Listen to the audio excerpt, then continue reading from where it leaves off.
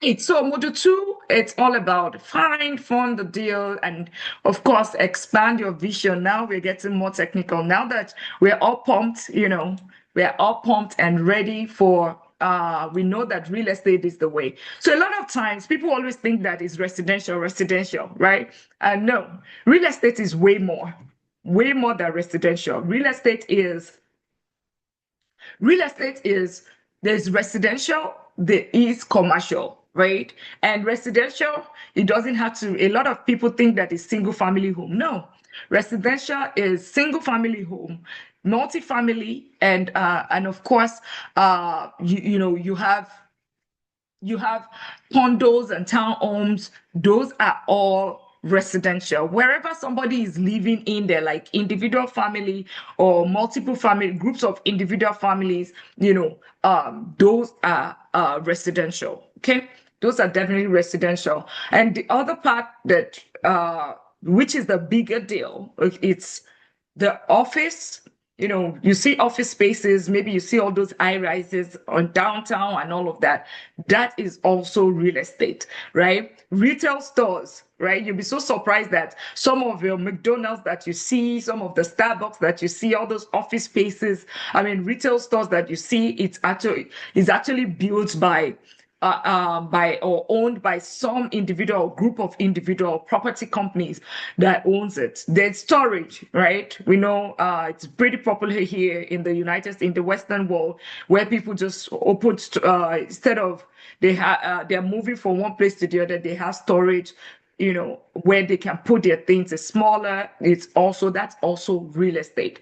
Land, that is real estate. I mean, I don't have the land for farming, land for grazing, and this even has a fantastic tax benefit because you can just put one cow or one animal on the chicken, and you get tax benefit, right? That is land is the beautiful industrial. It's also real estate, multi-family at scale. So you see all those 1,000, 5,000 apartment units of 3 bedrooms, those are also real estate. Those are real estate. So do not always think that, okay, real estate is just, don't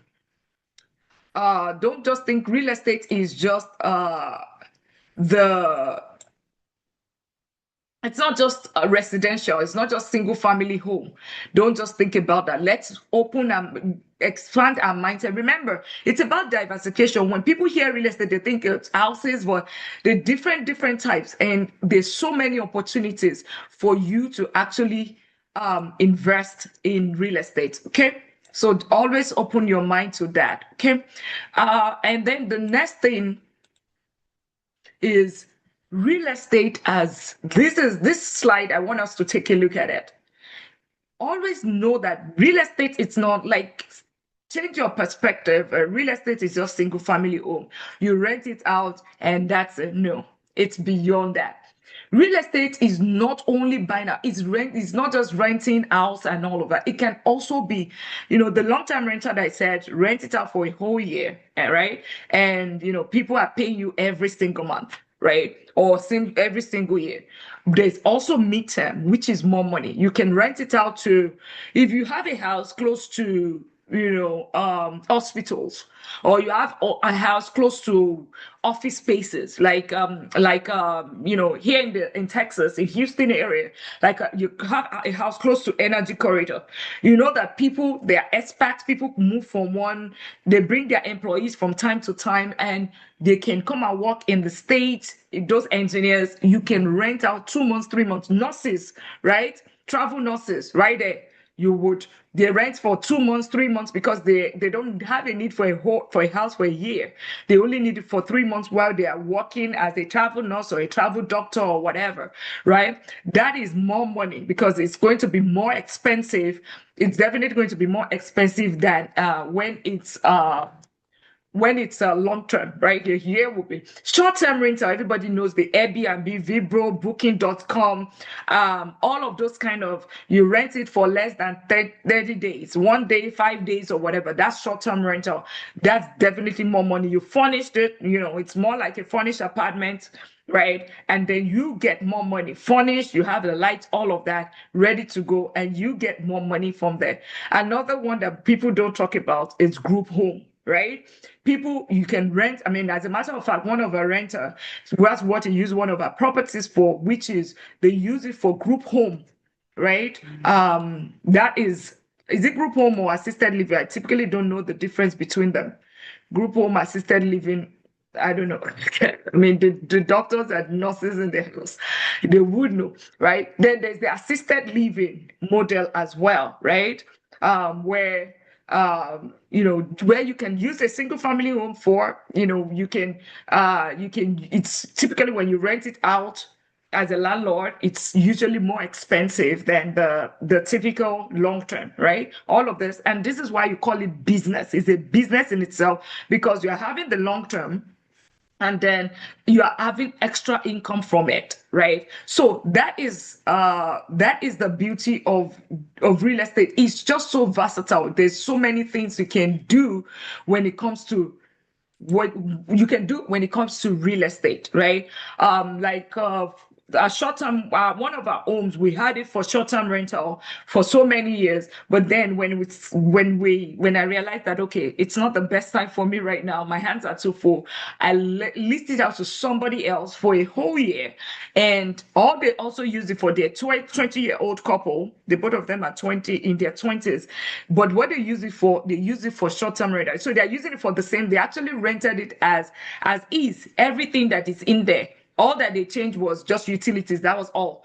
But they pay more, right? And they use it for the same business that we were using it for previously. So that is more money as well. Now, student housing. So if you buy a house close to colleges, schools, right? Universities, you can actually rent out your home as individuals, right? Individual rooms. So you have a 5 bedroom, you have 5 tenants. That's more money versus when you are renting it to a single family. It's more money. The other thing, co-living, you can decide to say that, okay, maybe you might even be living in the house, but then you are also renting a part of it, like a basement, or you have a triplex, right? Or a quadruplex, and you use some of it to okay, you use some of it towards you use some of it to another two families. So for a triplex, you stay in one unit, and then two other units you rent it out to others, right? And that's the beauty of and you are living there. The two tenants they're the ones that pay your mortgage, and you can save your money to use it for something else or buy another investment property. So you can use your basement right there, or you can actually buy a home and have different people. So if they are like singles, right? Single bachelors, or people that are not married, they can actually have. We have a house that is 3 bedroom, three and a half bath. Each of room is en suite. If we decide to do that, we can decide to say, okay, each person, 3 individuals are living in there. They share common space, the kitchen area, the living room area, but it's more money than when it's just one family. Corporate housing, this one is absolutely beautiful. You can actually rent to the companies, and whenever they have employees, you use it. Another thing is, you think about insurance company. Insurance companies can actually, when people are displaced, maybe somebody's house is flooded, right? Like an ALE. So those are some of the corporate housing, right? They would reach out to you if you have it listed. They reach out to you and they'll say, "Oh, this family is displaced. We're going to be paying certain amount of money for them to live there 6 months or whatever while we are fixing their house," right? And they will live in your house. And typically, these money, the whatever you get from this is usually huge. It's a lot of money. I mean, it's insurance, right? It's a lot of money, right? So that is another way you can actually use real estate as business. This is just residential. I'm not even talking about the commercial now. I'm not talking about that. This is just residential.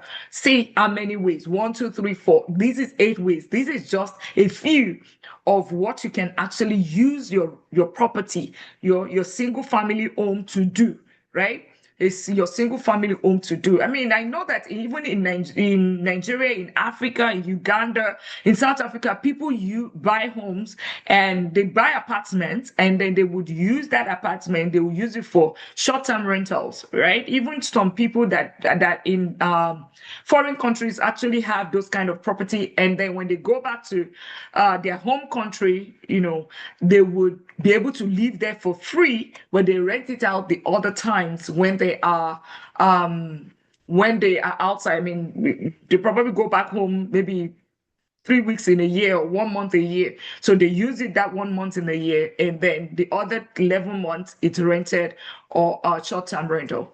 Okay. Or medium-term rental. So that's it right there.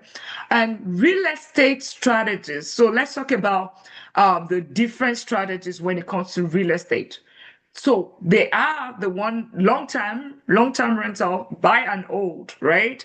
You buy it, you hold it. Because there's so many ways, right? There's so many ways to make money in real estate. You don't need all of them. You just need to choose the one that fits your lifestyle and your goals.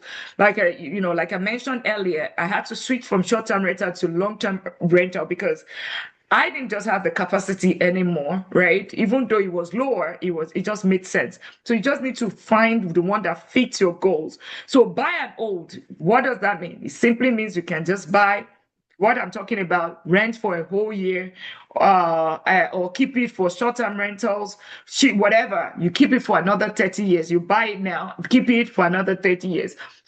There's the other strategy, house hacking, where somebody asked about it earlier.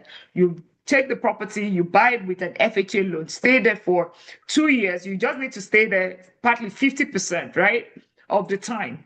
I mean, you don't have to occupy the entire unit. So if you buy a duplex or a triplex, you can live in one unit, rent the others. You will still use the 3.5%. I hope we know that. So it's not like you have to be a single family home. It can be a duplex or a triplex, but it's so far as you're a first time homeowner or you are using the FHA loan, 3.5%, right? You are using it, then you live on one part and then you can rent the other part. So like the question that someone raised earlier, you can use that strategy, right? You can use that strategy. There's some houses that they're building that really nice. If your family is still very not so large, or you want to just grow, you can buy those, right? Live on one unit, then rent the other. The other would pay for your rent. I know of a friend that's what she does in Canada. She's actually here.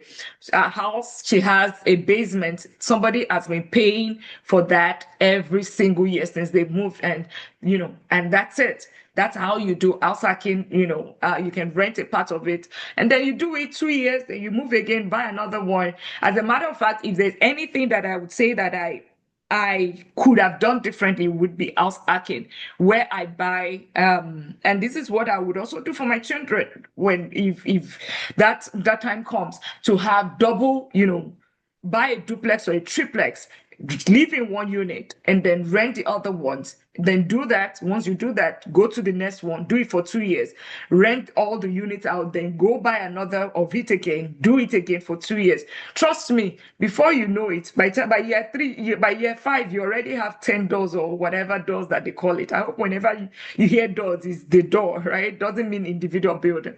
So house hacking, it's absolutely a very, very good strategy because it requires just down payment, little down payment, and then right there. Fix and flip, right? This one is also a good one for people that just like it quick. You buy it, you fix it. So if you buy a fixer upper, you fix it and then you rent it out. I mean, you don't rent, you sell it immediately. So under six, you buy it, and under 90 days, under 180 days, is already sold, right? But note that in this one, you just get immediate cash, right? However, you're going to miss out on appreciation. You're going to miss out on the equity. You're going to miss out, on tenants paying down, equity pay down, all of that. And then you also miss out on tax deductions. And because you would also be paying a capital gain tax whenever you sell. Always remember, whenever you sell, you pay taxes. Only condition where you don't, no, I don't even think you can do, you can't even do 1031 exchange. You have to have stayed there, or no, not stay there, hold it for a certain number of period before you can say that you do a 1031 exchange. 1031 exchange means that if you buy an asset of the same class, like almost similar, so you buy a property now and you want to buy another one if you find another one within 90 days, I think 90 days, complete that transaction within 90 days, you will not pay taxes on it, right? Because you are just taking this money to finance this, right? You're just changing building something, so you don't have to pay capital gain tax, right? So fix and flip, then in this one, you just have to be very careful. Wholesaling is another strategy. Wholesaling, what is wholesaling? Wholesaling is, and I will talk about it in the next slide, but let's just mention it. Then the BRR strategy. What is BRR? BRR is buy, rehab, rent, refinance, and repeat. So buy, rehab, rent, refinance, and repeat. That's the BRR strategy. Maybe you've heard that. What does this mean? This is an amazing strategy, right? Where you can actually, like people looking for down payments and all of that. BRR strategy would say you buy the property, you make sure that you're buying the property at less than the market value. All right. So think about it. You can buy the same thing on Facebook and Facebook Marketplace and still get the same thing at Walmart. And Walmart is $100, but on Facebook Marketplace you're buying for $60, something like that. And it's just because the person opened it and the box is opened, because of that, you're getting 40. Just think about it that way. So you're buying an off-market deal, or you're buying on MLS is lower than the normal price, right? Typically between not more than 80% of the value of the property. So the market value of the property today, okay? You're buying it at that price. Then you're going to fix it, almost like fix and flip. The only thing is that you're holding it now. Then that's the rehab part of it. Buy, then you rehab, then you now rent it out. All right. When you rent it out, because you are buying it at 80% of everything all in, 80% of the value of this property. Think about it. Let's say the property you bought it 200,000, but then the value of the property is going to be how much? 240,000, because think about the 80% of the value. It would be 10% of 200,000, 10%, another 10%, that is 40,000. So that's 240,000. So the property should be at least worth 250,000. But 80,000 include the price plus the closing cost plus your rehab.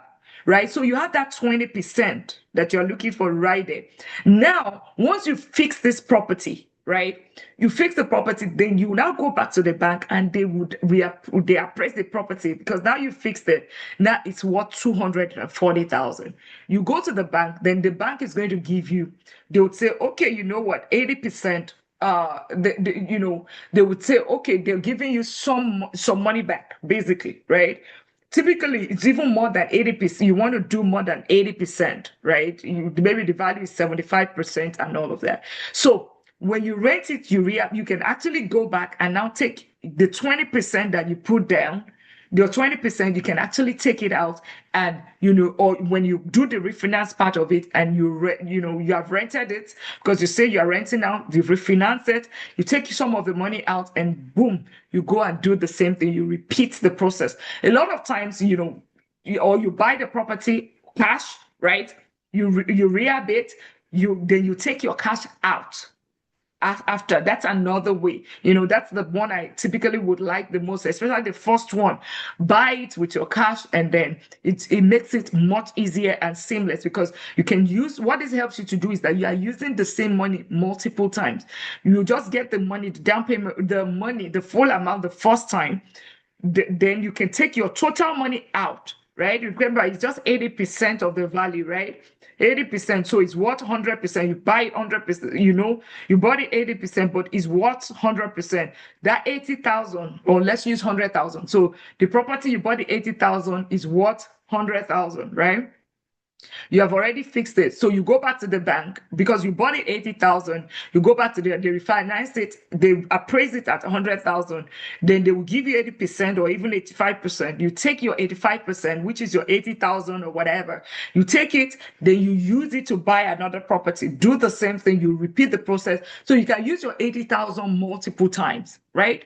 That's it. You can use that one single 80,000, use it again and again. The only thing is that you just need to find good deal and you have a good, you have the full, almost a full amount for the first property. That's the beauty of real estate. That is what they call leverage. That 180,000 you can use to buy 5 properties. And then you get that 80,000 and right there you get 500,000 just with 80,000. That's the beauty of BRR strategy, right? Short-term rentals is another one.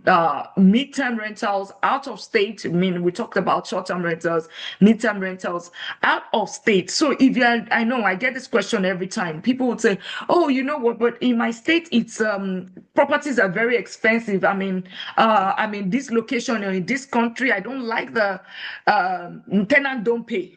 That's more problem. The tenants mess up the house. They don't take." You can actually buy out of state. You can buy out of country.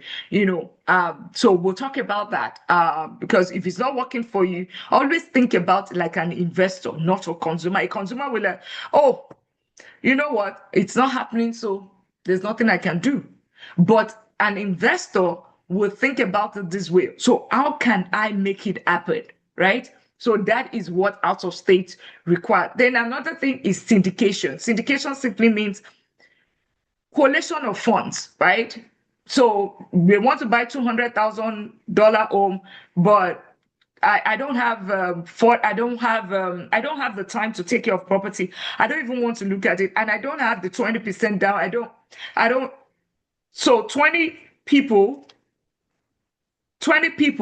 right, or 10 people can come together, 20,000, 20,000, 20,000, come together, 200,000, and then whatever the expenses are, whatever the everything that relates to the property, everything they share it, right? They do the accounting and all of that. It's actually bigger than this. It could be they want to buy a $10 million property, and they would say, okay, authorized investor. So you would have some of those big apartments that you see. That's how it is being. That's what it is. It's not just about partnership, and it could be 3 people, right? You could even do it individual, but the only thing is that whenever you're doing syndication out of the regular one, make sure it is legal. Make sure you set it up. Don't say it's my brother or my friend or my whatever. It always ends in tears, right? It always ends. You don't want to lose your money. So make sure that whatever you guys are doing, make sure that it is very, very legal. I mean, you put the legal backing around it, documentation, so that you can protect yourself. Commercial investing, right? That is also another one. Okay, I think we're ready. So those are different strategies. All right, so let's go to what is good out of all that what we've described. What is good for a beginner, like a beginner's guide? What is friendly? Buy and hold. I mean, long-term rentals, short-term rentals, whatever. You buy it, you hold it for years. Remember, that's the one that gives you the six paychecks that we talk about. Cash flow, equity, appreciation. You're not losing anything out. All of the 6 things that I listed, using other people's money, that is what you can do with buy and hold. As a matter of fact, with Money Talk with Dr. Lina in the community, the $1 Million League that the community $1 Million League, if you are getting to the 1 million status in 10 years, this is the strategy that you're going to be using, not fix and flip or any other thing. Buy and hold it. We never sell. In short, generational wealth. Your children would even have it. You can take leverage, use it. So instead of selling, take money. That's what the multimillionaire does, right? Through trust, living trust, and all of that. That is, you don't sell it, because when you sell it, that is when it triggers capital gain taxes. You keep it, you take leverage. Now it has, you bought it 200,000, now it's worth 800,000. Boom, right there. That's 600,000 in equity. You still keep it there. The next generation, they will have it. So that is the beauty. That's the buy and hold. House hacking method, absolutely amazing. I can buy the property, stay there for 2 years, use some um rent some of the property out to somebody else, a part of it, a room. Just make sure that you are safe. Don't rent to people that is going to, you know, put your safety at risk. Just if you're single, there's no reason why you're living in a 5 bedroom or a 4 bedroom. Rent some part of it out, right? Small out of state, small out of state rental. You can also do that, right? Think about you are in places where there's not landlord friendly, right? States where there's not landlord friendly, or the properties are super expensive. Think outside of the box. How can you make it work, right? How can It's not like, oh, it's not happening, so it's not happening. Okay, so what's the way out? Right? Not doing it is not an option, right? So small out of state rental is also an option. So you don't want to go and do 1,000 unit apartments and whatever, and you're in another state. If you have a good property manager, then you might be lucky, but small one, start small, right? For a beginner, especially. Something that is more advanced, fix and flip, because it has a margin. It's almost like you have a timeline. Every day, it's a carrying cost. You have every day that they're fixing, or maybe the contractor doesn't show up, or any price or change in prices, rehab cost goes, it buys into your to that deal, and you might end up losing. That's why you see some people would say, oh, I lost money, yeah. It might look good. You might not know that, oh, you know what, the foundation has a crack. While you're buying it, you might not know. So, which might be okay, even with a buy and hold, because you are just renting a bar. If you are doing fix and flip, it's almost like you are keep bringing it brand new. So, somebody that you want to sell it to will be looking at those things that you probably will not be looking at with the buy and hold, right? All those cosmetics and all of that doesn't really like matter in buy and hold. When it comes to what's it called? When it comes to fix and flip, those really matters. Those definitely matters. All right. So uh wholesaling, it's another one that's a little, it requires a leg work. It requires understanding how do you put it on contract, and we'll talk about syndication. That's another one. Like I said, it requires legal requirement. Commercial deals, of course, we already talked about that. So ultimately, good for beginners, buy and hold, house hacking, small out of state rentals. Keep it simple. Just as simple as that. All right. Keep it simple. Okay.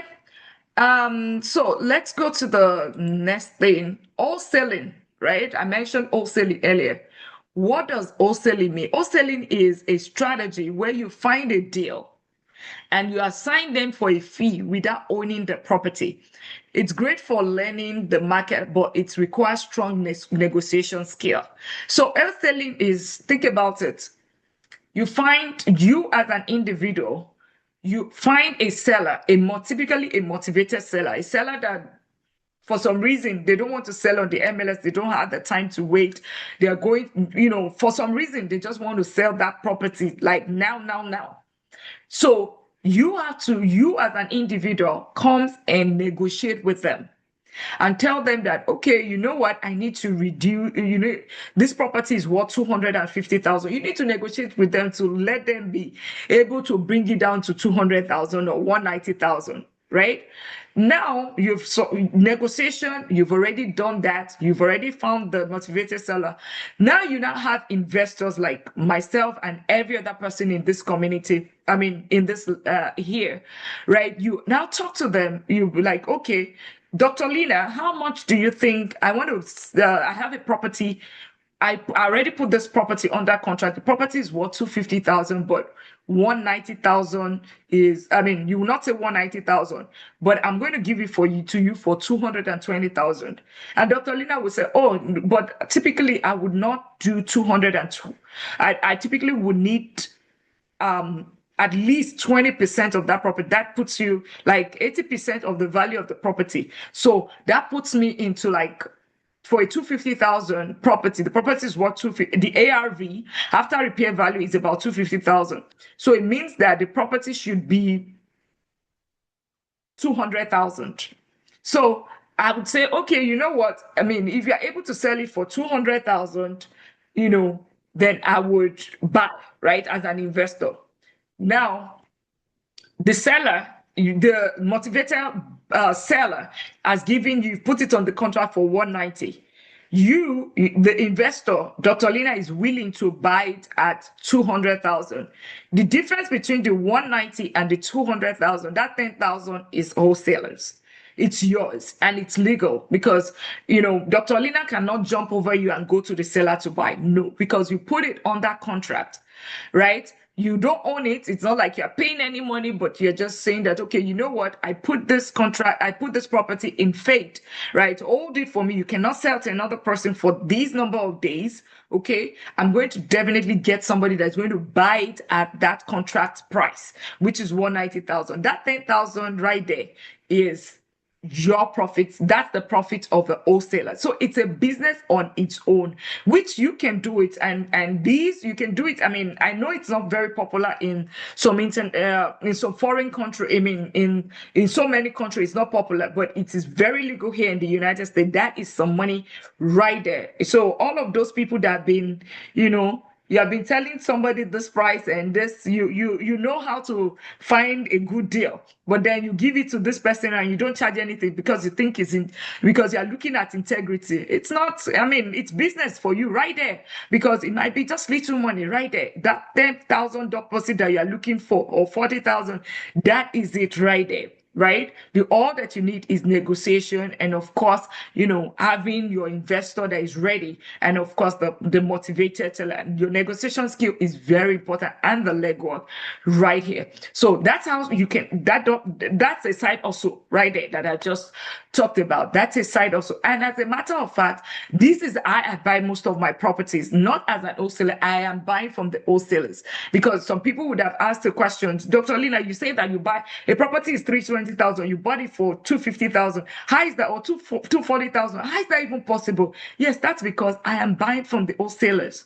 I'm not buying from the MLS. I'm not buying from the normal straight. So up the front, I'm already having 70,000, if with closing costs and all of that and fixing, trust me, I'm already having 60,000 in equity. So at times, even if the house is not rented, it's okay. I still have 60,000 and it's still growing. So that is the beauty of, that's wholesaling right there, right? And in terms of fix and flip, and I think I already talked about that earlier, right? It's something that you sell quickly. Just think about this. I always think about it when it comes to stock. I call it what's it called? Day trading. The people that are doing day trading and people that are investing for long term. That's the difference. Quick flip, you without owning, you're not going to be owning it. This is where you buy, you renovate it, and you sell for profit. That's it. Done. Then you go to the next one. It can be profitable, but it also comes with risk, especially for beginners. You buy it, you renovate, you sell higher. But the thing here is that what if some rehabs come up, right? And so that's why beginners, you have to be careful because there are some things that it takes the time and experience for you to actually be able to see. Like, some people from outside, they can already see, oh, this house has a foundation issue. And you'll be wondering, how? How do you know it has a foundation issue?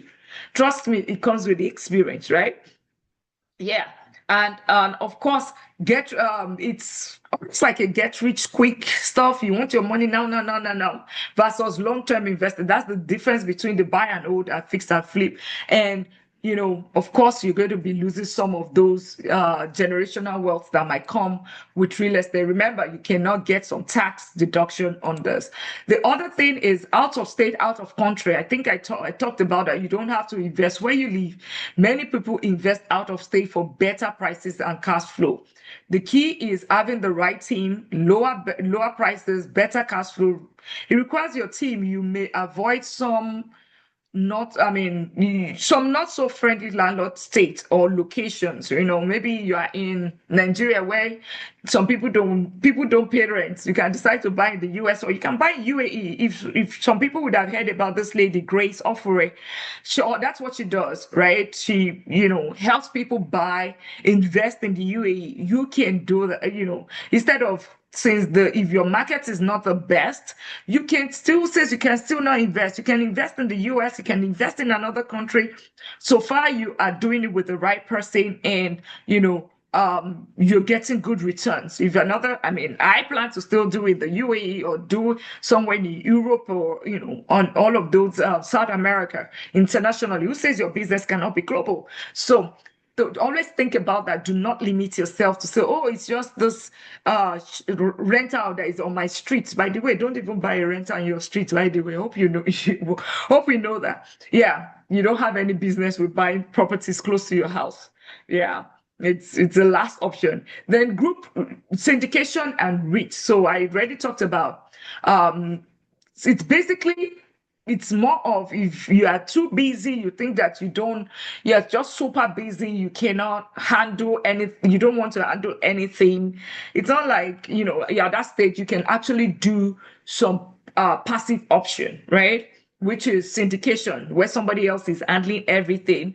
It's one of the things that I'm looking at here in the future, not right now because it's going to require so many legal things, where people from all over can actually invest in, maybe 20 people are buying uh two properties and then they share the profit. So little people just to help others as well. It's not just about your big money, but whoever, no matter you are not in the US, you want to invest in that's an avenue, and then you share the profit. So that is something that will come in future. So and then REIT is another one. Real estate ETF, right? You can just buy the stock, open a stock account, maybe works pretty simple in Canada, the 22 what's in the UK.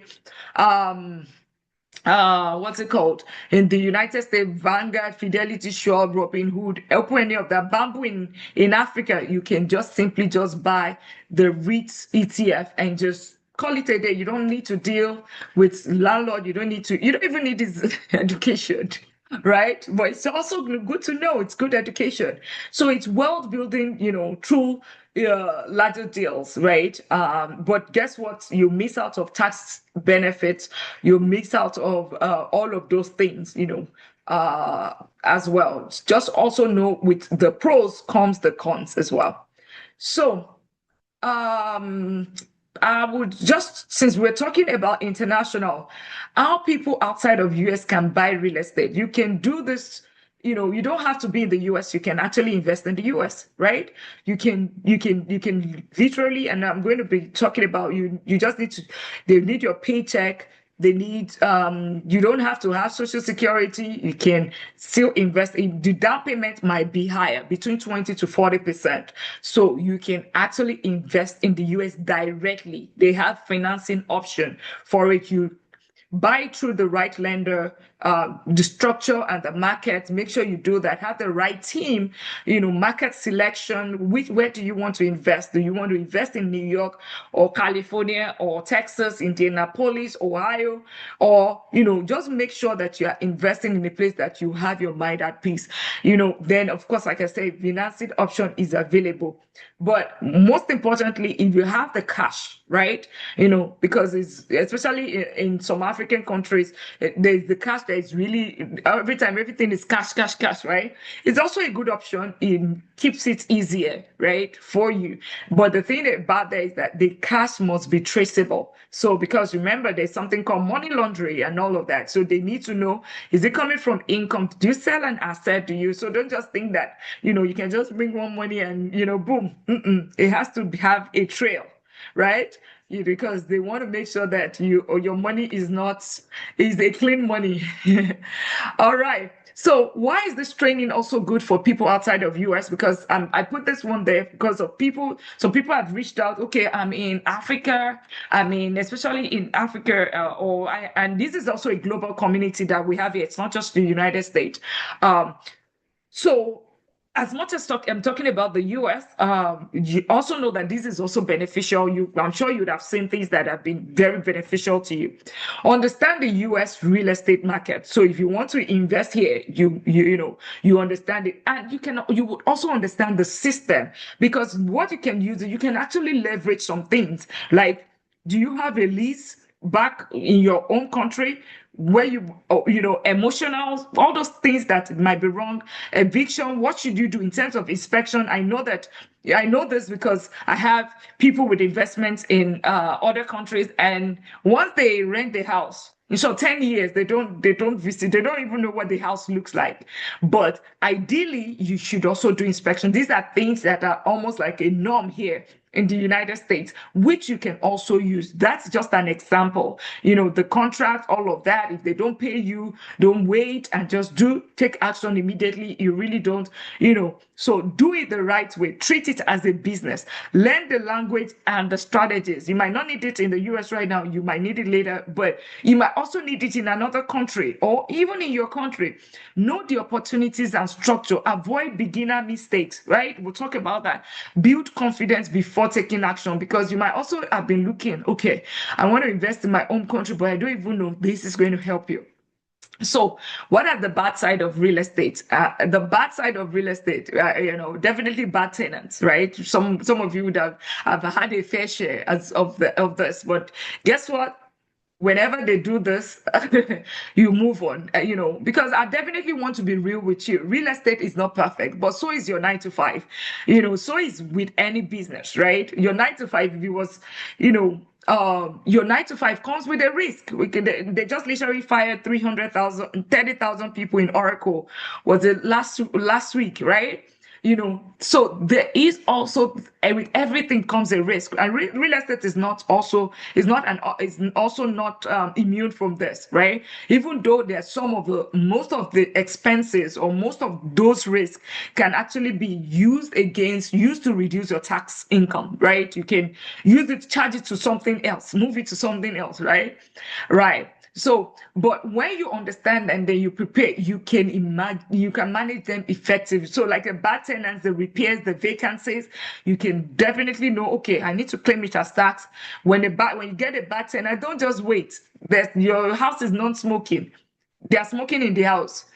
Try to give them notice to cure. If they don't cure, start the whole process and tell them, okay, move. If they don't move, think about it. Eviction immediately. Don't worry yourself. A lot of time people are so worried, oh, eviction. It's not the end of the world. I had my first eviction last year, and it's not as bad as I thought. It's not. That's the worst thing that can happen in real estate, or fire. And there's insurance.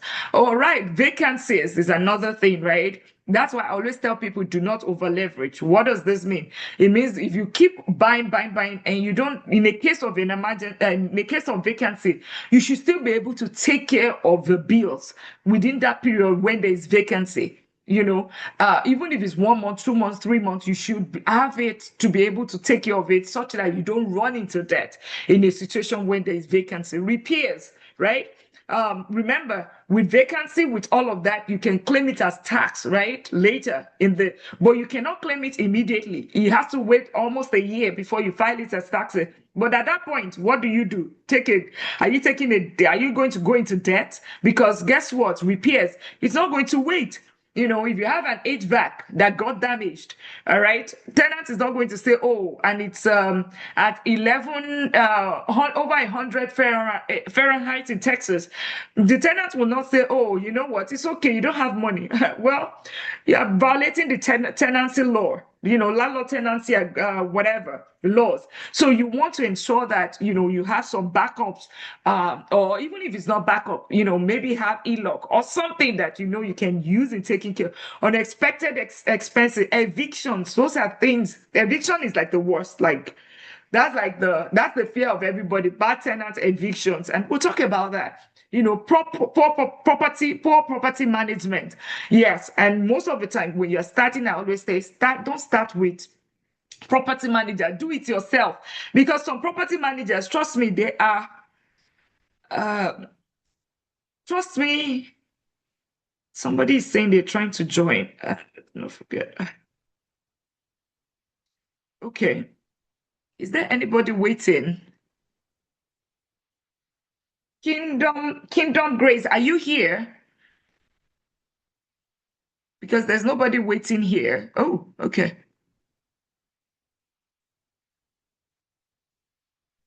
Hi, I was in the waiting room. I Oh, actually okay. sent you an email and I Okay, finally got got in. it. Sorry about that. Yeah. No problem. I think maybe tomorrow we leave it for everybody to be able to join instead of having everyone waiting, right? Eleni for tomorrow, but thank you for confirming. Awesome. So bad tenants, eviction, property management, market risk, those are things that market risk, you don't even have control over it. Emotional decisions. Mm-mm. Those are things that you want to, those are the bad side of real estate. Okay. And if you have any question and any specific ones, we can talk about it during the question and answer. Okay, eviction, which is the big one, right? The elephant in the room, eviction. Real estate is a real business. Understand that. And if you understand that it's a business, it's just like your 9 to 5. You understand your 9 to 5. Either you had headache, you still clocking, and you will not say you don't show up. If you treat your real estate like your normal job, you realize that you would succeed. Do not so treat it like a business. It has invoice, it has emails, it has its own. Treat it as an entity on its own. Don't treat it as Dr. Lina. There is so as you have me, there's Dr. Lina as an entity, there's Money Talk with Dr. Lina as an entity, there's $1 million link as an entity. There is also my real estate business as an entity. There is also the real estate business as an entity, and you need to treat it as a business. A lot of time, the biggest issue that people have is they don't treat it. They treat it okay. Maybe you bought a home, you live there for a little bit, your house art, and then because you now moved, because a lot of people that's how they got their first rental, right? That's not my own story, right? So you moved.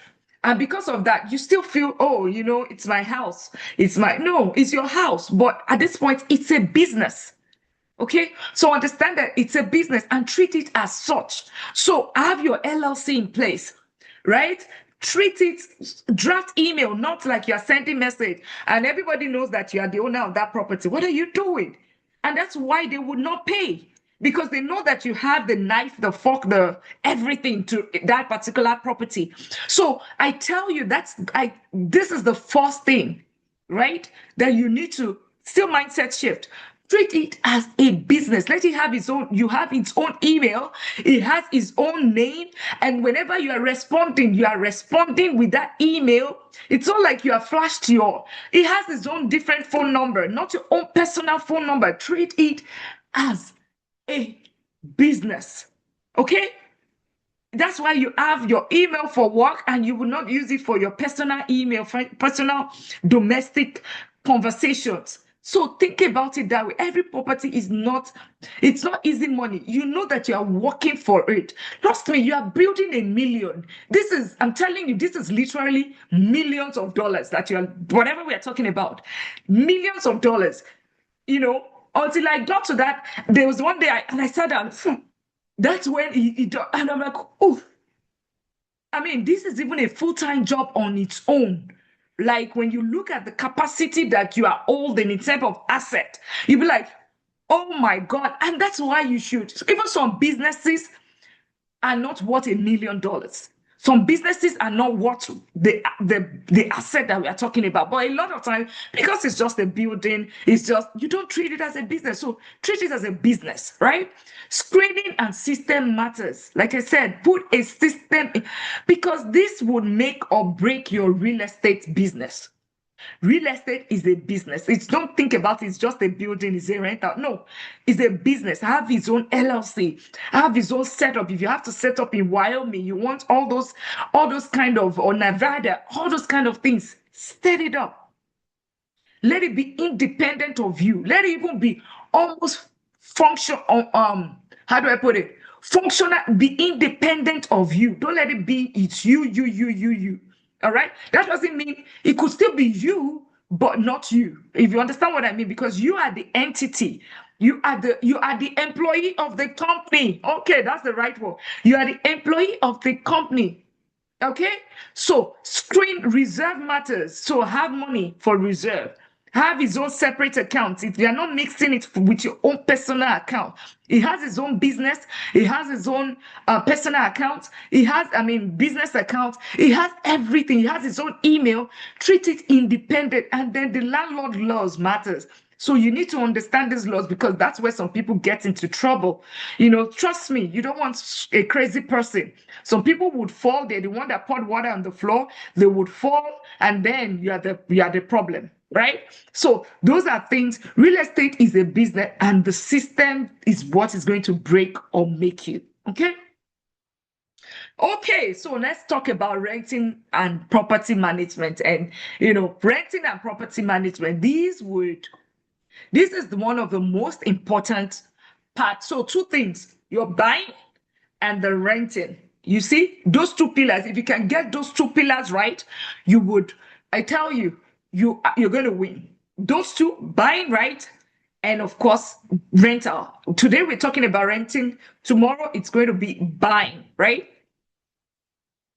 Tenant number one, right? Buying your property Buying your property is only one step. Most people don't realize it. It's that the property, the management is what determines your success. Remember, buying is the beginning of the journey.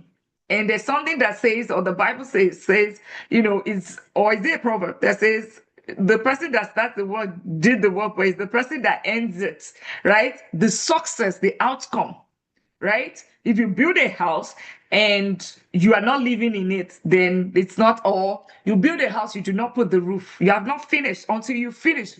Renting is the finishing line when you start getting the income, right? That is the finishing. That's why this is very, very important. Management is what determines your success.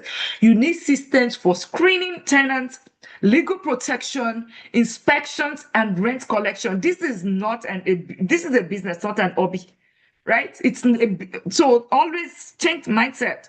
It's a business, not an hobby. It's not play.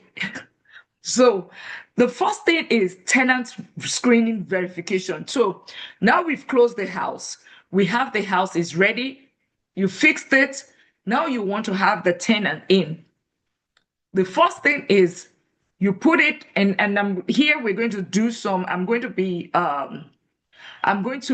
logging. I'm going to be stop sharing my screen for a minute. Okay. Oh, okay. Let me talk through it first, and then we can then I'll log in so that we can do the tenant screening, so you can see life. Like I said, it's very practical. Tenant screening and verification. You need to, first of all, you don't just you list your property. You can use a realtor to do it, or you can do it yourself through the rental Zillow rental manager, right? Or other tools. You list it. When you list it, they would submit application. When they submit application, what you are going to be verifying. We are verifying four things. I mean, three things: their income, their background check, like what is their you're checking the credit, right? See, credit, we are talking about credit again. Credits, right? You're checking their criminal record, right? You don't want somebody what do they call them, uh a serial killer in your house, or somebody that is that abuses young, or an abuser in your house, right, or somebody with gun violence, and even if you are at least be informed, right, you want to be informed, so you're checking their background, doing a background check, right, checking their credit, checking their income, checking their record, basically. Then you are checking their rental history because have they done what have they done? Have they bailed out on another landlord? Right? Do they have housing record? Because you will find everything is their whole life, right? The same way when you are buying property, it's your whole life that comes out. Whenever you're getting credit, all of those, you are now the one. You are now the bank right now. You are the one that is doing this. So rental history to check that they don't have housing records, right? You know what housing record is? They've gone through eviction and there's a court record in there.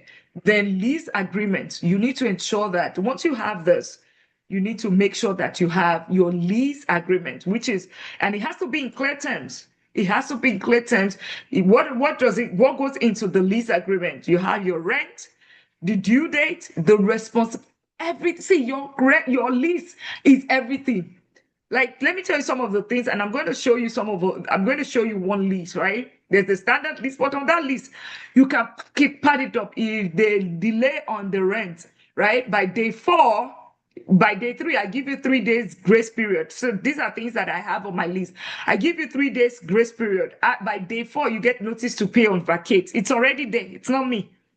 By day seven, eviction is being filed. Even if you now pay on day eight, you will pay the rent and you pay the late fees, and then you would pay the legal fees for filing. You are going to pay everything. So it's already on the list. So you cannot come to say, oh, you know what? And that's one part of the issue that some people have, right? When people would say that, oh, you know what, Dr. Lina, I bought a house, but I cannot, there's an issue. The person has not paid in 3 months, in 4 months. I'm like, how is that possible? Did you put notice to pay? And of course, different state laws are different, right? But in Texas, and in so many states, you can, by day three, by day four, you have notice to pay or vacate at their door, handed over to them, mailed, and all of that, right? And you take a picture, then you have an evidence to show that, okay, then by day seven, so you give them 3 days grace period. By day eight, you are filing. If you don't follow that process, you file by day five, it's a violation. So you need to also know the laws, right, for your state, right? But that's Texas right there. For those that are in Texas, I just gave you the cheat code. So you don't have any, and from day eight plus another 21 days, the court would usually, by day 21, they would have set up the court case. So 28 plus 21, that's 29 days. So if you follow this process, by day 29, you're already in court. If the person does not show up by day 29, typically they will not show up. And typically, I mean, in my own case, they did not show up. And a lot of time they would have actually bailed, they would have moved, and then you can typically just take over the property. So within 30 days, or at most 45 days, you should be able to have your property back. So whatever you are losing is just, remember, they're going to put security deposit down. It's just going to be maybe you taking over your property, cleaning it up, repairs or whatever, and the extra 15 days. But you have at least that last month, right? But you need to put it clearly in your lease that, okay, security deposit will use for the last month, if it's not paid or whatever, rent, the due date, the responsibility. You know what, the part of, I even put, I'm not going to be your what do they call them? The one that is I'm not going to be your cleaner. I'm not going to be your plumber. So if you clog the toilet, I don't attend to it. I'll give you 30 days. After 30 days, it's on you, because I don't know how you use the toilet. I'm going to tell you, you cannot use tampons. You can't throw tampons because there's so many crazy things that happens. You can't clog if your kids drop toys in the toilet. I cannot. To the point that, things that, and I will tell you stories. Things like people would say, oh, you know what, because they want to break a lease, they would say that, oh, there's mold and I smell mold. They did not see mold. I smell mold. And mold is a big deal, right? You want to also always know that because it's called hazard, right? And because of that, they could take legal action against you, right? So whenever they say mold, they know you're going to jump. Right. Also note that whenever they say mold, you're going to jump. So I put it in the lease, right, to say that, okay, we'll come and test for mold. But if the test comes back negative, you would be responsible for the cost of testing that mold. So those are the things that you would need to, anything, everything. They need to cut the yard during winterization, like maybe the weather is bad, right? The weather is bad, extreme weather, and there's a freeze. If the pipe bursts and you don't winterize, it's on you. So whatever you want to, and trust me, all these things that I'm saying, you might think like, oh, okay. All these things that I'm saying, those are part of the reason why some people are struggling to be a landlord. And then I also tell you, there's no phone number. I can only help you to the point to like the first 30 days. Send an email to the company's email because there's going to be a team that's going to address it. Those are the terms that are there, right? So your lease is your power. Because if you go to court or you have any reason, they would ask you, is it in your lease? Did you sign the lease? That's it. If it's signed, if it's not written, it's not done. If it's written, it is done. Just as simple as that, right? Understand the state and the local compliance. So know the landlord tenant rights in your own state. So think about it. Like, what are the things that require like immediate repairs? Like if you don't fix it now, you'll get you. It's a major violation. So it's like I mentioned, HVAC goes off in at over 100 Fahrenheit during summer. You need to give them an option. Put window unit. You have to give it to them within 48 hours. You need to understand all of this. But then the bulb is out. Okay, 1 month. You don't need to. The fence fell off. Okay, so all of those things, you need to know what is important, what is not important. You need to know all of that. It's very important. Why do I know all of this? Because I own it and I manage it. If you give it to property manager, trust me, more than 70% of them don't do the job. And then when the problem comes, it is still on you.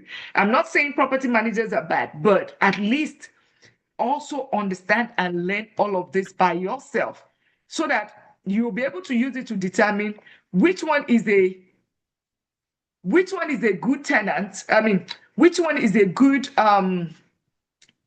which one is a good what's it called, which one is a good property manager and which is not. Then the other thing is periodic inspection. This one is a no, it's a no question.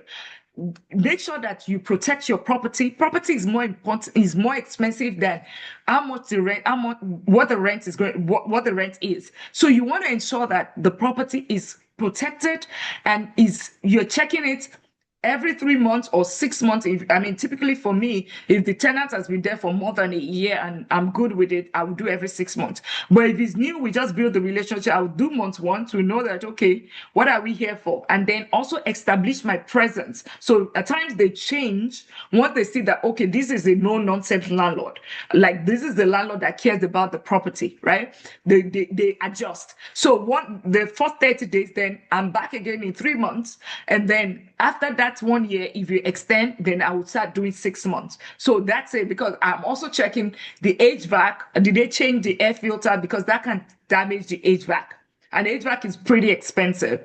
Then automate your rent, right? Automate your rent as much as possible. Let them have ACH, or they can actually pay Vazio or through other means that actually works, right? Then notice to pay or vacate. I think I talked about that. Do not wait. Whenever you think that this tenant is not paying, just by date 4, send them reminders by day 4. Make sure that you already paste it there. Don't just post it there. Try to find a way to give it to them. If they are not answering, send it as a registered mail to the address. Okay, so that you have the evidence to show that you notify them. So that is, and then do not just wait when it comes to follow legal process, because that's what is going to keep you from a tenant that is going to be paying on a timely basis, all right, and a tenant that would, you already know it's just better at times for your property to be vacant that you are paying mortgage and somebody is there damaging your property. So that is just better for you. So your notice to pay or vacate and start the legal process. A lot of times, this whole legal process it costs you in Texas is about $150, and right there you get it done online. 15 minutes done, boom. You are done. So it's not until the next thing they handle the whole communication and all of that until you get the date. They tell you in court, and that's it. You go there. That's the only thing that it requires from you. File it, and that's it. Call it a day. They move out, bad radiance, and then you move to the next person. That's it, right? Don't it's just like your 9 to 5. If your boss frowns at you, would you say because of that you are quitting? No, right? And if you lose your job today, would you say that, you will not apply again? No, move on until you find the right one. And then always think about LLC setup. Have it as an independent, right? You can buy it in your name and then transfer it. I mean, have the property management part as an LLC, or you can even have the property as an LLC, transfer it later. Then make sure that you keep all of the records, your expenses for your tax claims. Okay? Expenses for tax claim. And I was going to, it's this point, let me see. All right. Let's quickly, and now we can ask question, but while I am bringing up I want to show us the, what's it called? The where you can do your verification. So email now. And if anybody wants to ask question, okay.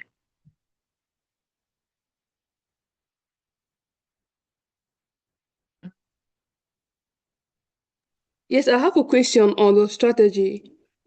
So when buying a house, is it possible to buy a home that you want to stay in as as a business? You can use it partly as a business. So that's house hacking. You can rent some, buy it, use it, and then some part of it. So far you are living in there, then you can rent some of it. Maybe a basement, or if you buy a duplex or triplex, rent out one unit. That's a business. Use it for short term, part of it for your short term rental. Rent one for long term rental, one is your short term rental, and you live in one. That's a business in itself. Or use part of it for group home, or use it for, yeah, you can. Or except you have a different business in mind, or a specific business in mind. Okay, thank you. Okay. Any other question? Please just unmute yourself because I'm not looking. I have a question. Okay. Sorry. So I know you mentioned Wyoming, for like business registration. So my question is, if I already have an LLC in my own state, but I also want to register like in Miami as like the holding company. What would you, so does it have to be LLC as well, or does it have to be, can it be a corporation, and then that would own whatever I have in my state, or how does that work? Well, I can give you some ideas. I mean, but the best part is get your lawyer, or to help you set it up, because I mean, there's so many ways around it that people actually talk about. At times, it's very tiring. Right. So I think you can use an LLC, you can use a regular business. I mean, is it what's it called? What's the other one? An The LLC. corporation, the Yeah, S you can. corp and C corp. Yes, you can. But I'm not the best. It's not. I'm also using people. I leverage people. I leverage people that's their job. It does that make sense? So that's what I would. Yeah, but you can have an holding company. What I can say is that you can have your holding company in Wyoming, okay, or Nevada, and then all of these ones are now, um, what's it called? A subsidiary under that holding company, because who now owns that, they would not know. So by the time they're doing the PSN, right, they will like look at, okay, this person owns this, but then it would show that this company is owned by the company in Wyoming, right? And then in the Wyoming, who owns the one in Wyoming, they cannot find the name right there. Does that make sense? So, Yeah. okay. But get your a lawyer, a good one, because it's not everybody that actually knows this, really. Okay. Thank you. You're welcome. And I would, and I'm trying to see. how I can show it without showing people as much people's information. So, let's see. This is what is called, so it's Zillow Rental Manager, right? This is Zillow Rental Manager, and just saying. So let's assume, yeah, I'm looking at how best to do this without sharing as much as, because it's people's information, right? Uh, okay, so let's do this. Let's do zero rental manager. Okay, so let me share my screen. So whenever you can use Zillow Rental Manager to, whenever you want to, for rental, I hope you can all see my screen. Zero Rental Manager, you can go here and you post the property right there. So let's assume now we've already have all of this property in here, right? You put the address, put the property type, the unit, all of that, and boom, this is a room for rent or shared living space. You remember, like the business that we talked about. So right here, you see, then you create your listing. So this is what's going to, if you want to add a property right here. So this is what it looks like. And let me see though. And so for instance, doing that.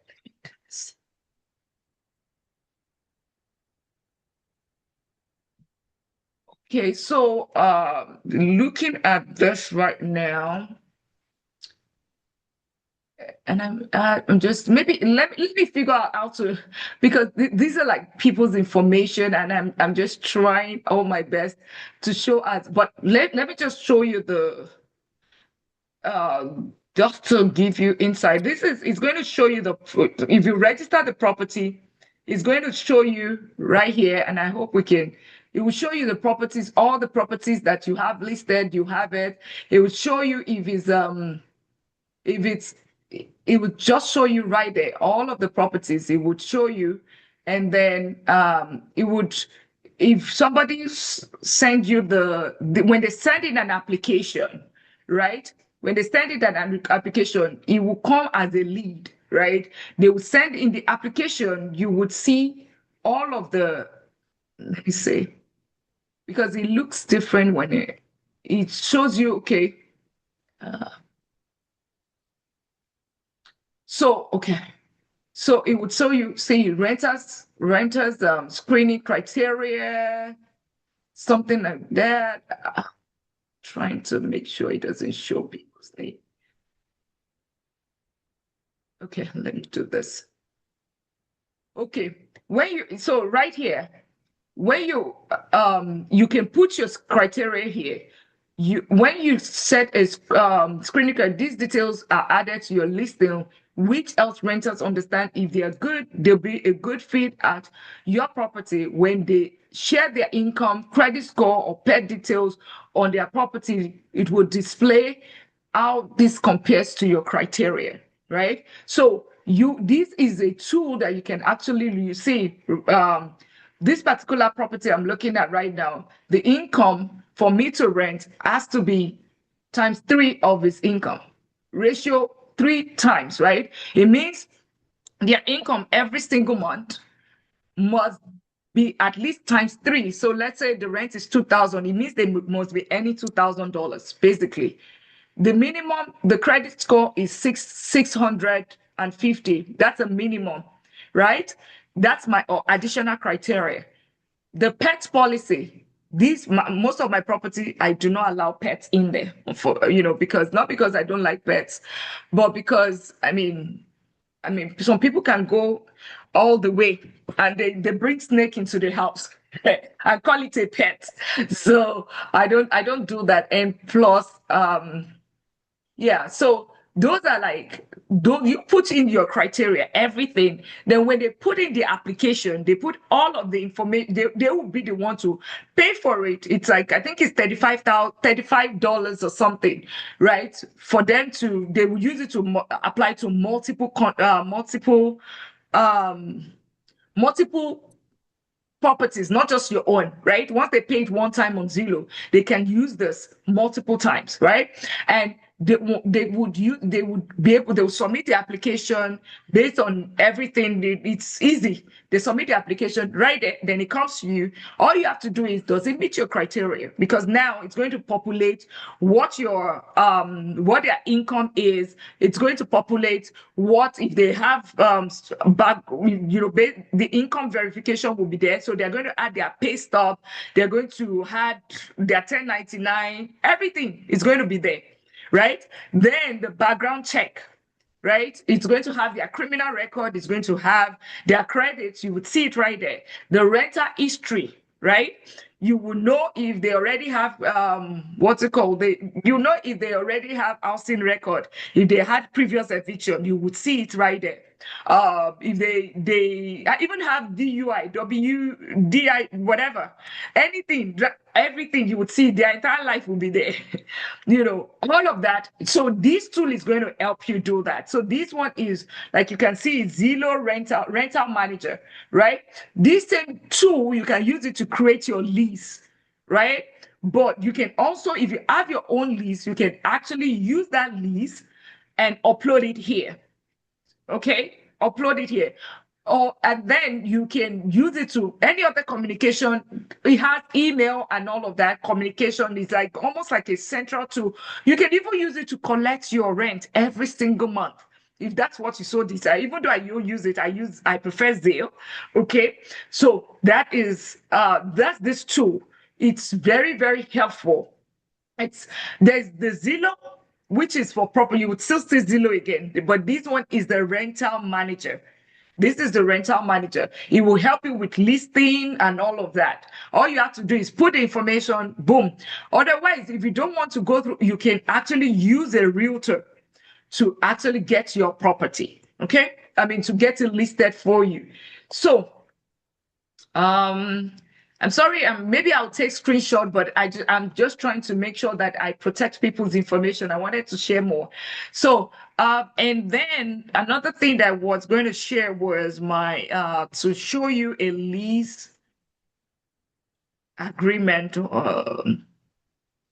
while still showing it in such a way that, let's see,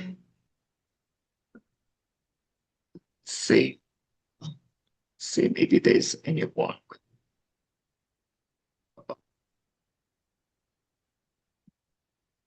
So at least we all know how to, if you want to verify a tenant and all of that, you know where and how. Where are you? Where are you? Where are you? Let's show.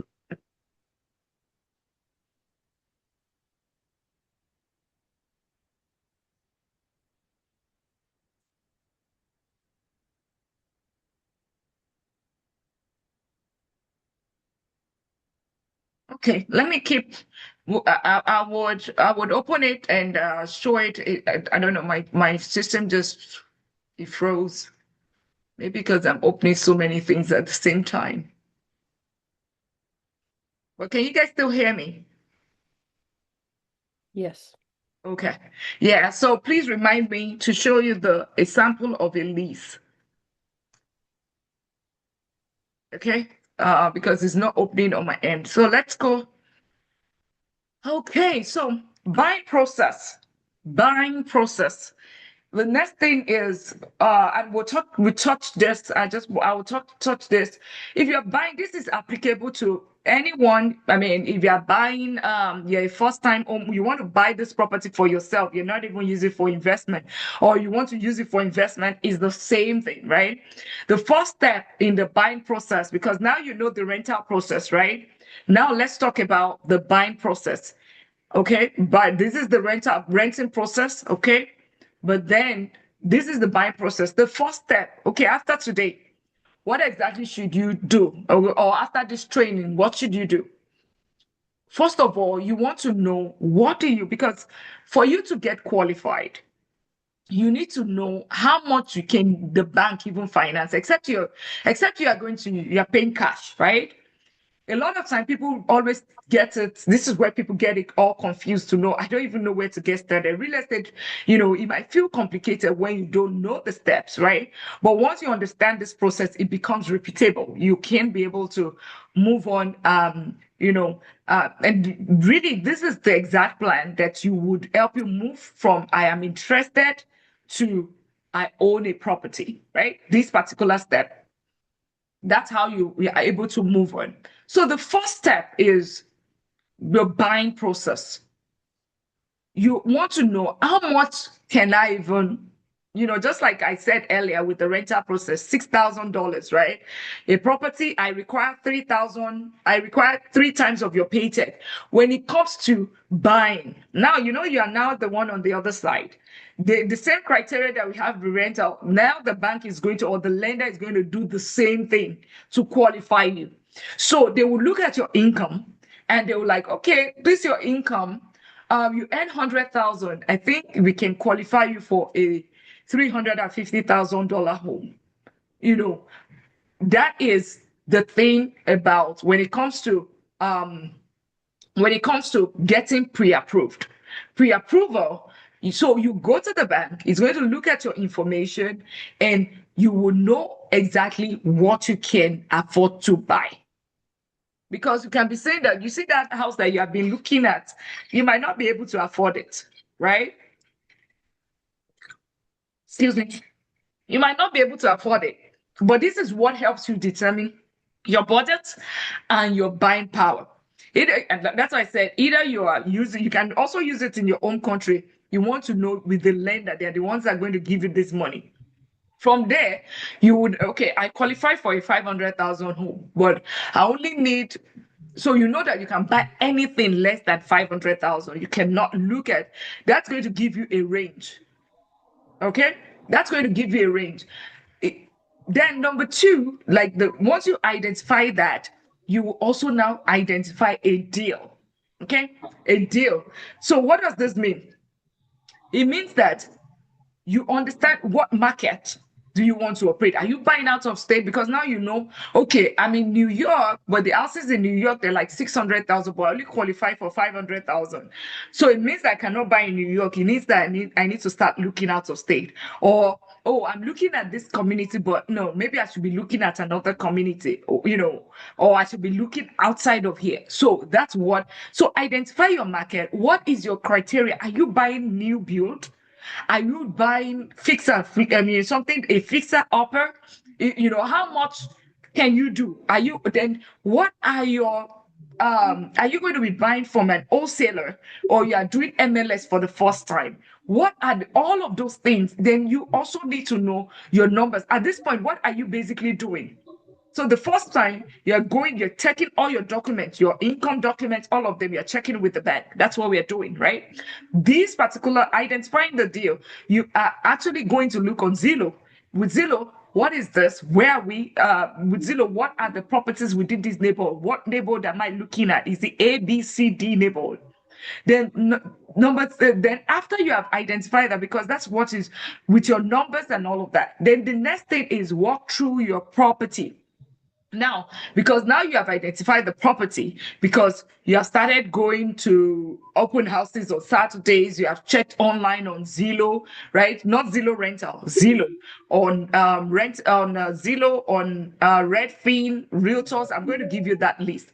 You want to once you have that, you know the uh, can that person mute? Who is that? Somebody is.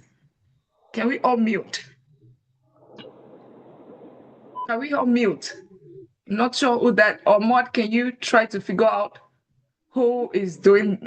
Yeah, it's distracting. Are we on mute? Okay, thank you. Okay, great, awesome. Thank you so much for that. Right. Okay, great. So, market, so walk through the property. So you have identified the property now because you know the market, you looked at the criteria, and then of course you've identified the numbers matched, right? Everything matched, and now you've identified the property, okay? Because maybe you used an wholesaler or you used what's it called? You buy on MLS, all of that. So you walk through the property and you've identified the property. Now you want to see what is the condition. Is this something I can go with in terms of rehab? What does it need rehab or does it not need fixing at all? That's the third that's the third thing.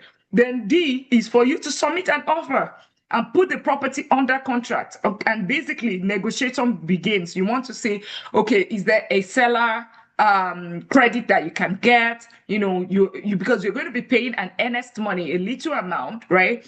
To say that, okay, I put this property under contract, and now for the next 7 days, I would do I would see what is going on with this property. Is it a good one? Does it have foundation issue? I've looked at it, it looks good, but now I've already put it under contract, and then it goes to inspection period. You are now going to be checking the property to see, does it have foundation issue? Things that I cannot see with my eyes when I walk through the house. Now I get a professional because you'll be paying somebody, their inspectors. You pay them, they would do the inspection and give you an inspection report.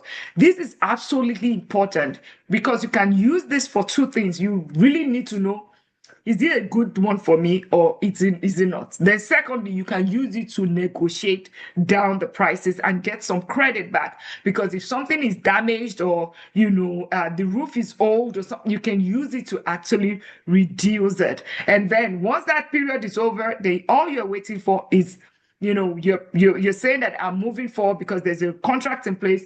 I'm moving forward, finalize the purchase, and of course closing.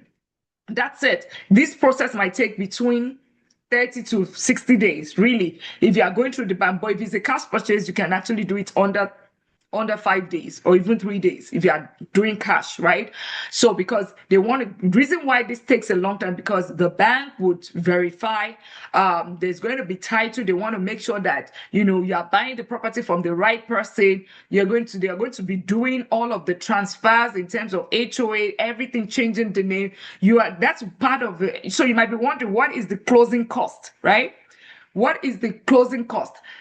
Closing cost is basically all of those fees. You see, appraiser, they will appraise what does the property worth. So because bank is financing it, you cannot say, okay, this property is worth 400,000, but in real sense is worth 300,000, and then bank will finance 400. They will finance what it is appraised. So there's appraiser fees. There is people doing the title checks, there's title insurance. All of those things are what bundles up into closing costs, because there's so many fees. Transfer from HOA from the seller's name to your name. Then there is an insurance that also, it's called like a title insurance. Those are things that actually goes into that closing cost, just in case something comes up tomorrow from the old seller. How do you protect yourself? Those are things that protect you. Okay. So that is part of the closing period. And that's why it takes time to make sure that they check, right? It's just like in marriage, right? They would say they go and check. They give it some days if somebody's going to come up, right? So just something like that. So property becomes yours, right? When the property becomes yours, it's three things. If it's primary residence, then schedule move-in. Congratulations, you are right there. If it's investment property, then and it's turnkey, you don't need to fix. Turnkey means that you can just change keys. That's it, right? No, it's clean as day. It's perfect, right? You just initiate your rental process like the previous step. Get it on rental manager. Take a photographer to take a picture. You want to take nice pictures, right? Take a picture. Then post it and boom, that's it. Or if you are using a realtor to rent it out, hand it over to them and they will be able to do it right, handle it for you right there. Okay. So and then if can we mute? Moto, can you mute? Awesome. Thank you. Awesome. The property becomes yours. Then the if it's an investment property that requires fixing, then you initiate the REIA process immediately. You don't wait, because remember, every single day that you're waiting, that is your holding cost is increasing, because you're not making money until you start making money off it. That is when you start getting returns on your investment. So you want to initiate rehab immediately. And that is okay. Then I'll go straight into rehab process, the rehab basics. Focus whenever it comes to rehab, right? A lot of people get it wrong here as well when it comes to rehab. So people just focus on cosmetics. Whenever I want to buy a property, I'm checking five things, and that's the same thing you want to look at. These are the things that take the most money. HVAC, heating and cooling, right? AC unit and the heating system, right? If you're in the United States, you know what that is. And in Canada, in Canada, in the UK, in part of Europe, even in Africa as well, you'd also realize that cooling system is important. So, and it's pretty expensive. We've had to change We've had to change multiple in recent. We've had to change two HVAC because they were old Freon. There's something called old Freon, out 22, right? Out 22, it's out. It's already out 22 is already been almost is decommissioned already. They stopped producing it. So if you have that kind of AC, right, HVAC system, know that it's going. It has to phase out, because if your Freon gets empty, or there's a leakage or whatever, what happens is that it's so expensive for you to be able to fill it. So at times it's just better for you to go replace it. So we had to replace two R22 in the past 1 year for two different houses. What does that mean? What that basically means is that for each of those property, that particular, because the person that fixed it for me is a good friend of mine, and um is also an investor like myself. So he did it for 8,000 for one property, 8,000. So that's 16,000 in two property for a 3.5, whatever. Typically it's about $12,000, right? For one, right? So you want to make sure that HVAC, even if it's out 22, that's you go back to the seller and tell the seller, you need to give me a seller credit, because he might not even know, right? Electrical is very, very key, because electrical can cause fire, right? It could lead to so many other things. It could damage appliances, right? And you need to know the source.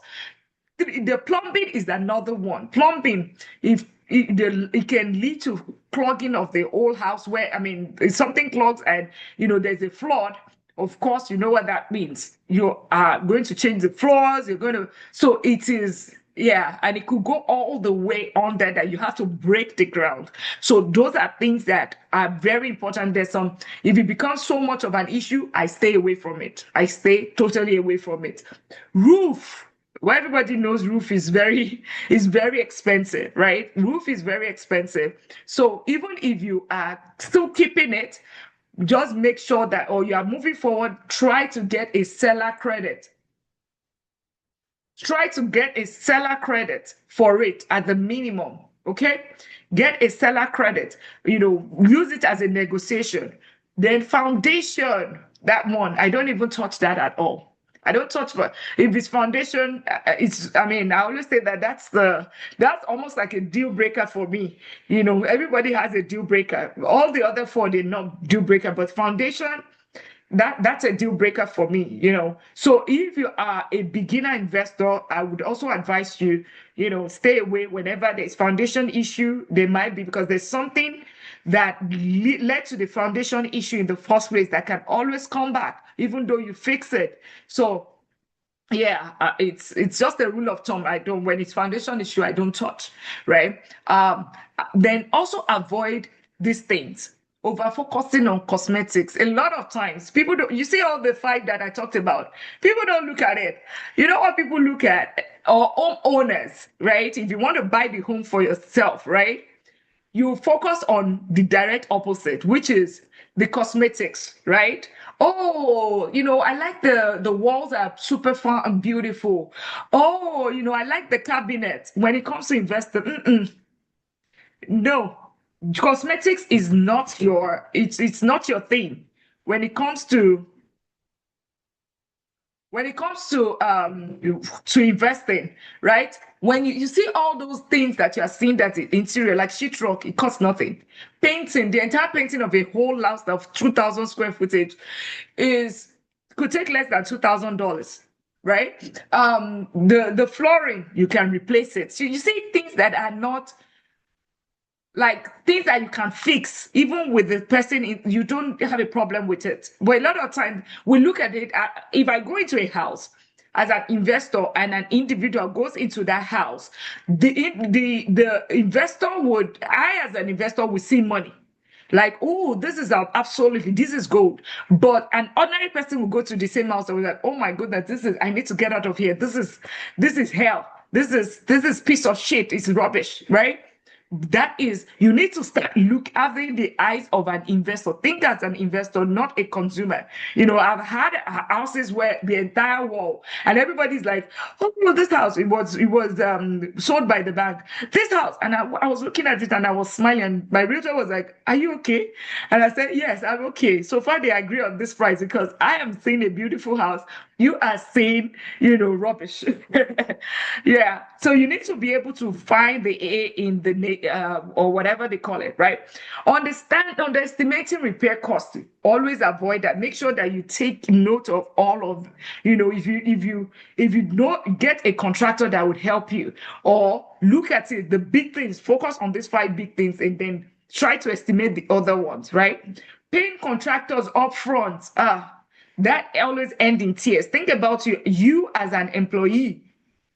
If your employer pays you give you your paycheck by the beginning of the month, what's going to happen? I'm sure you don't want to show up by the 15th. You will have motivated till the 15th, but after the 15th, you have zero motivation in you. That is it. The same thing with the contractor. Pay them 50% or 30% or pay them by milestone completion, right?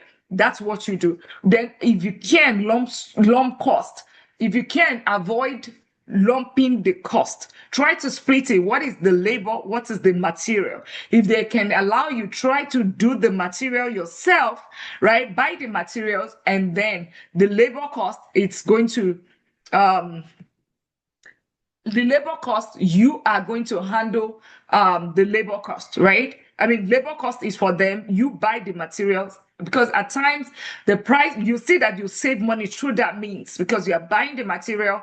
You might be able to also use credit and get some reward, use your credit card and get some reward. There's some other benefits, get some points and all of that. And then you might also be able to get it at a cheaper price compared to them, because at times they lump it up. So, and once you find a good contractor, please keep them.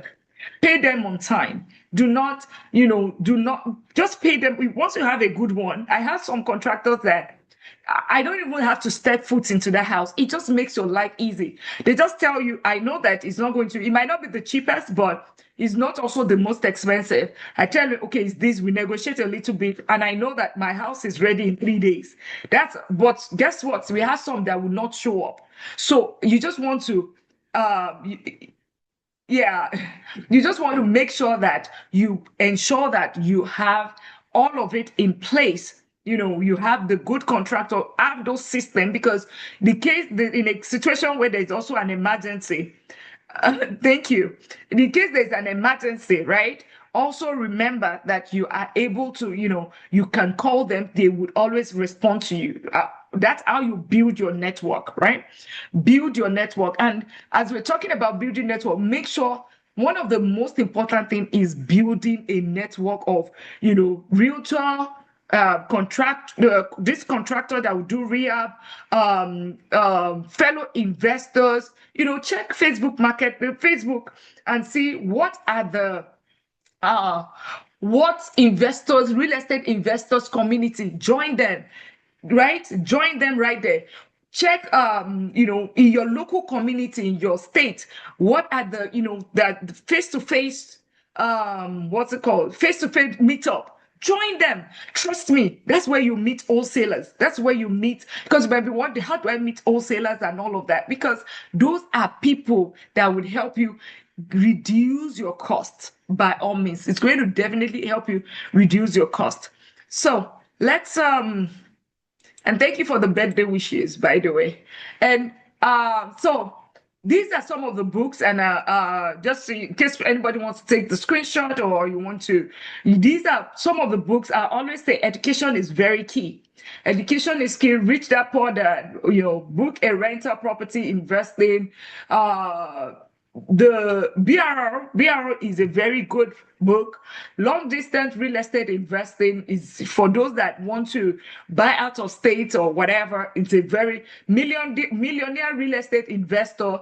My own book, Wealth Blueprints. If you haven't got a copy, you can find it on the store as well. That's going to help you. It's a big book, quick read. It's 10 minutes. 10-page book, and you can learn as much as possible. It's not just about real estate, it's about some more, right? Blueprint right there. Psychology of money, right? Mindset. Think and Grow Rich is another good one. At least make sure you start with Think and Rich Dad Poor Dad. That's a very, very, you want to start with that. Rich Dad Poor Dad, BRR, and of course, Wealth Blueprint by Dr. Lina. If you're looking for the top 3 that you want to start, or for people that want to do long distance, you can also do that. Then tools, because let's talk about the tools. Zillow, that's where you're going to be looking for property, because you're wondering, okay, how do I set that's MLS right there. There's Zillow, there's Redfin, there's Realtors.com. You can definitely check properties. You can start searching tonight, right? What properties are there? Just have an idea, right? What neighborhood? All of those kind of things. You want to have calculators and all of that, bigger pocket calculator, rentometer, right? We're going to be talking about how do you get your rental income. We talk all about that tomorrow. So rentometer, we're going to be talking about that tomorrow. Zillow, Redfin, Realtor.com, we'll talk about that, because that is how you actually talking about analyzing the deal. That's what it's all about tomorrow. Google Worksheets and Deal Analyzer. I think I have some listed on my bio, which you can also use right there for you for free. ChatGPT for research and organization. So feel free, use all the free resources. Property management software, network of individuals. Please do not despise this. You see this last one? I keep saying it. Use it over and over and over and over again. All right.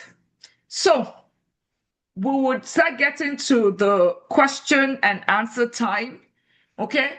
So because today, I know we've been here, I'm looking at the time we're supposed to spend 2 hours, but we've already spent but I hope we've all found it valuable. Today we talked about how real estate really works, the different ways to invest, the business model in real estate, the risk and rewards, renting, rehab, and tools, how to think like an investor. We talked about that today. And of course, tomorrow we're going to be talking about how to find deals, how to analyze deals, rental comps, property comps, ARV, financing, down payment, what a good deal actually looks at. So today, it's almost about the rental part, how to rent it, like the end. It's like we're jumping the gun, right? But tomorrow is about the beginning, because that is very technical, and that's what we're going to be doing tomorrow. So you don't want to miss tomorrow. Okay. So let me leave it question and okay, let's do this first. So today, the next, really, in the next module, you're going to I'm going to show you how to tell the difference between a property that makes you money and property that drains you. Because yes, you can buy a property and it definitely drains you. So let's look at today as your own work as an investor. I have been talking as an investor that is ready to smile like this guy, right? You need to, tomorrow when you're coming, you come with 4 things. You come with a worksheet, either on your laptop, anywhere. Which strategy fits me, right? We're going to you need to put it there. because this is going to help you jumpstart the process. Which strategy fits me? What market interests me? Okay. What is my real estate goal? All right. So do you want to do is it short term? Is it long term? Is it fix and flip? Is it what is your goal? Is it your goal to have generational wealth, or you just want quick one, or you want to use to finance your kids' education? That was how we got into real estate. You know, if you're US or outside of US investing part, right? Are you planning to invest in the US or outside of the US? Or what's your investing? This is just supposed to help you to actually think, all right? To force you to think, because you can't take all of this in. Remember, it's a 90 days plan, right? Tomorrow we're going to talk about the 90 days plan. It's to force you to think tonight, and you come back tomorrow with all of these things. By the time you do this, you would realize that, okay, you would know what step or what is the next step for you. All right. And really, that's it. Now we are open to questions. Questions. I have a question. Perfect. Yeah, go ahead. Yeah, so is it possible to buy a property using your LLC from a wholesaler which you intend to use as your primary home, and how do you go about it? First question, why would you want to, and let me stop oh, give me 1 second. It's not.